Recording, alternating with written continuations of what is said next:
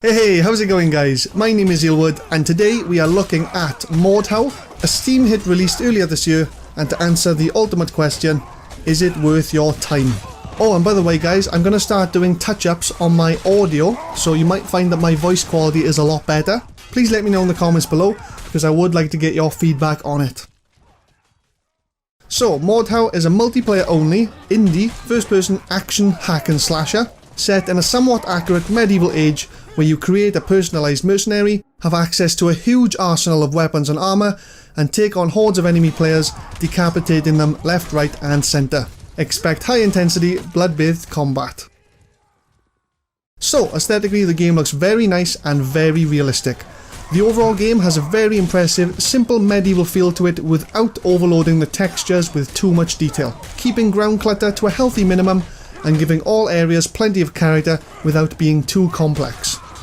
Colours used are varied and realistic, a little bit too vibrant for a blood-bathed hack and slasher, but that's not exactly a bad thing.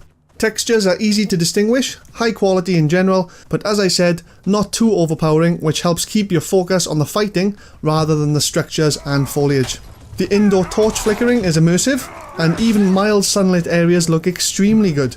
Probably the most realistic cloudy sky sunlight shadows I've ever seen.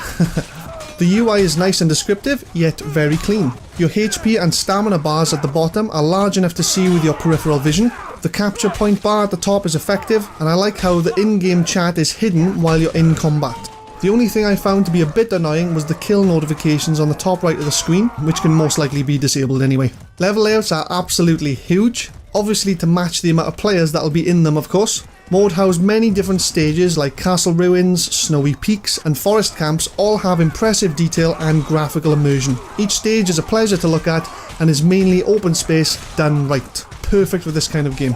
Character detail is by far the best visual aspect of the game. The models are very realistic and you can tell a lot of effort went into the design of the animations. Characters have very dynamic and dramatic attack animations, very good strafing movements, and even idle characters look impressive. Armour and weapon sheens, shines and edges look very good. Leather and cloth items have very good physics, and the blood effects are very thorough. Mordhau has done a very good job aesthetically speaking, and I was very surprised that they were made so well by an indie dev team.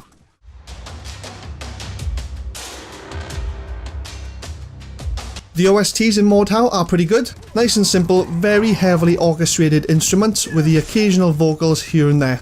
But similar to For Honor, as the game requires such high concentration, and the fact that there is a lot of in-game sounds like clashing swords and men shouting, which isn't bad, but you can't truly appreciate the soundtracks of Mordhau, unless you're on some sort of non-combat screen or you've altered your volume settings.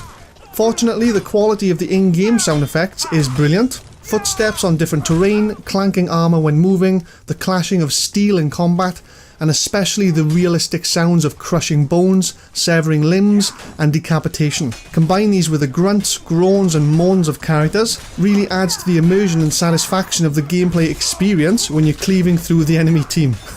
As morbid as that sounds. And although the OSTs are pushed towards the back end of your consciousness, the general in-game sounds do compensate for this, and if anything, really do enhance the overall gaming experience.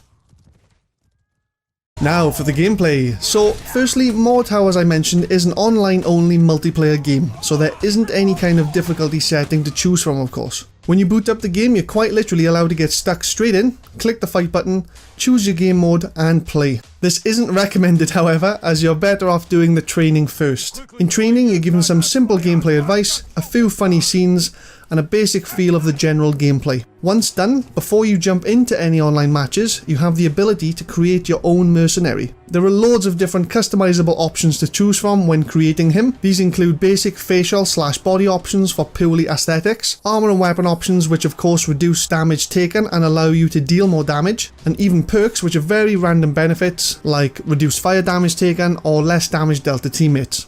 Side note, friendly fire is always on in Mordhau at a reduced amount, so keep that in mind. Each mercenary you create has a point allowance that you can spend on different combinations of armour, weapons and perks.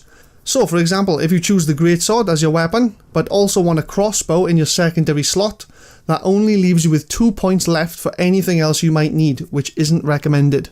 you're best off going in fully plated armour, a decent weapon, and maybe one cheap perk to start off, to reduce as much damage taken as possible. The weapon selection is extremely detailed if you check out the additional information, but if you're just starting out, you're best off choosing a weapon that feels good. New weapons and armour can be purchased with gold that you get at the end of each match played. When you just start the game with no gold and you're a level 1, there isn't a lot of noteworthy items you can equip yourself with until you reach at least level 4. Therefore, I'd recommend the pre-made mercenaries for the first few games, as some of them have loadouts you can't use until higher levels. So, once you're ready to start cleaving through some skulls, there are 3 game modes to choose from: Frontline for 32v32 domination, Battle Royale for last man standing, and Horde, which is a player team against waves of AI. You can, however, host custom matches with friends, which allows for 1v1 duel matches, or the very common 5v5. Frontline is where I spent most of my time, and found that to be the most fun and the best place to start. Right, so for the most important part of Mordhau's gameplay, the combat. Now, Mordhau's combat is quite simple in theory,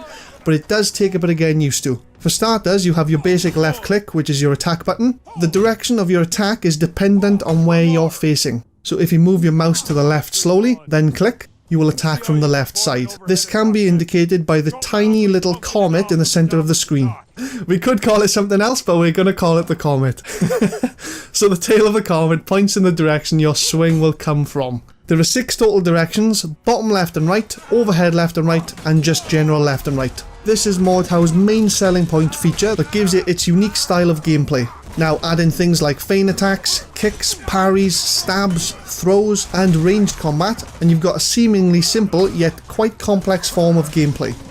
Now, after a good few games, you'll start to get the hang of things. You'll then be able to pull off things like mix-ups, prediction plays, and sneaky attacks, which keeps you and your enemies on your toes, and gives incredibly high focus immersion to the player at all times. Mordhau is like the first-person hardcore team death version of For Honor. 1 to 2 clean hits from a strong weapon and you're dead. This means very high focus on parrying. I found by the time I made this review and played, the average person I went up against was already at least level 30 and pretty much fucked me over constantly. With Mordhau, you can't just go in sword flailing everywhere and expect to get a 100 kill streak. You do need to use the abilities available to you to become successful in Mordhau. Other gameplay features include building barricades, riding horseback, planting bear traps, throwing firebombs, and much more. This gives Mordhau a varied gaming experience each time you play, with a high risk, high reward feel of gameplay that just gets better and better the more experienced of a player you become. So for the ultimate question, is it worth your time? The raw gameplay of Mordhau is pure and simple. It's easy to learn, hard to master combat, gives a steep learning curve from a noob to pro, but the satisfaction of playing well is worth the grind.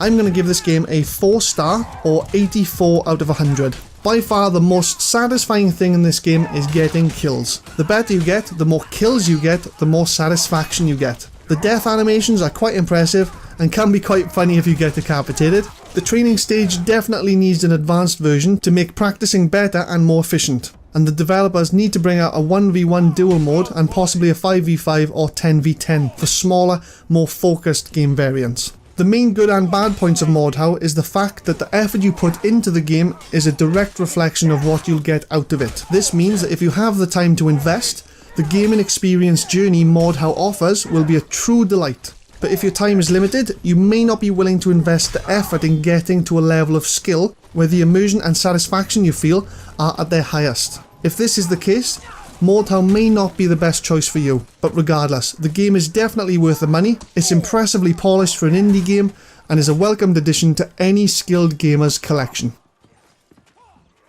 Well guys, I hope you enjoyed the video. If you did, leave a like, subscribe if you want to see more games I'll be reviewing each week, and don't forget I do take game requests, so if there is a game you'd like me to review, make sure you let me know. But as always, all the best guys, take care.